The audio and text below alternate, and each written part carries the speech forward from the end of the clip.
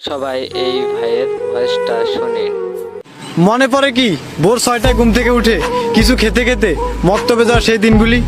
মনে পড়ে কি হুজুরদের সেই মজার মজার শাস্তি, সেই কমন ডায়ালগ, আপনার ছেলের ব্রেন ভালো, ভালো করে পড়লে খুব ভালো ফলাফল করতে পারবে। তখনকার বন্ধুগুলাও ছিল একটু অদ্ভুত টাইপের।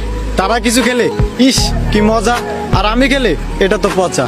1 টাকা দিয়ে 4টা চকলেট, নারকেলের আইসক্রিম, কটকটি, এগুলো ছিল স্কুল যাওয়ার যৌতুক। এখন তো ইচ্ছা করলেই যে কোনো ক্লাসে ভর্তি হওয়া যায়। আর তখন যোগ্যতা থাকলে বড় ওয়ান, আর না থাকলে ছোট ওয়ান।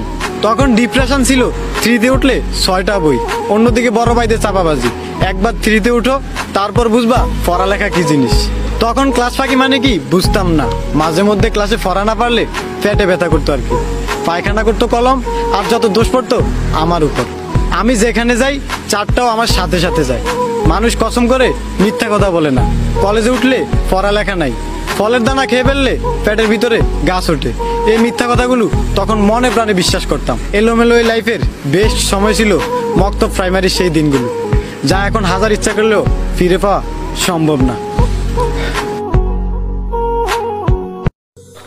খুব মিস করি রে সেই আগের দিনগুলো। আবার যদি ফিরে আসতা কতই না ভালো হতো।